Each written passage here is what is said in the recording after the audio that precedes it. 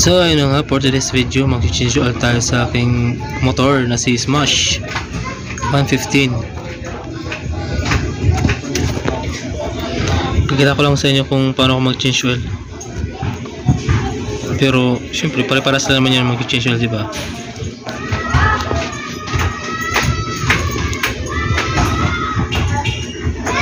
Fast forward po yan, kaya agad na puno.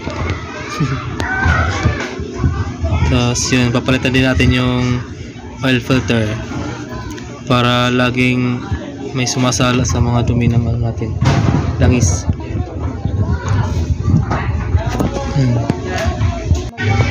Ang presyo guys ng oil filter ng Suzuki sa Smash ngayon sa amin 80 na po yan. Medyo mahal na talaga kasi dati nakabili ako ng 50 pesos lang. Syempre yun mga boss, kailangan natin linisin, tanggalin yung mga tira-tira dyan sa mga pinaglagyan ng ano, oil filter, kasi may mga tira-tira dyan yung langis. Ang ginagawa ko guys, tinatagalit ko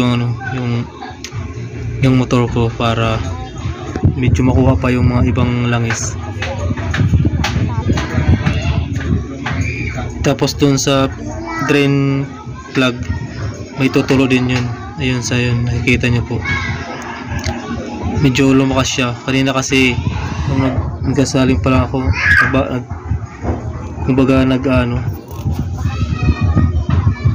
nagtatanggal ng oil, ubos na po yan eh. Tapos yung pinagilid ko umagos na naman guys. Tapos pagkakalagay ng oil filter, yung butas nasa loob po yan, tapos may gasket po yun sa loob.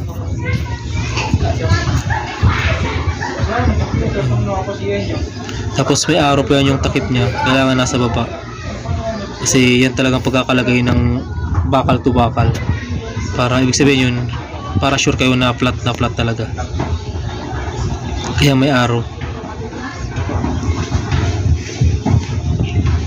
Tapos yung paghigpit nyo guys, huwag yung sobrang higpit para hindi ma-lost thread yung ano, tornilyo nyo. Yan guys, di ko na po na videoan yung ano, pagkasaling ko ng langis kasi di ko na pindot yung cellphone ko. Ang gamit po natin yung guys ay si Motol, kasi hindi yun mainit sa makina. Subok ko na po siya.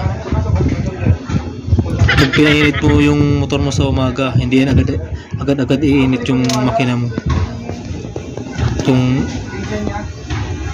Basta kasi na-try ko yan sa ibang ano po eh, ibang oil. Yung motor talaga ano, hindi agad nainit yung makina mo dyan. Tsaka maganda rin talaga yung motor. Tapos ang ginawa ko guys, yung pagkatapos ko sumalin ng ano, ng langis, ipinadyak ko muna siya, hindi ko muna siya pina-start agad para umakyat muna yung ano, yung langis niya sa taas bago ko siya i-start.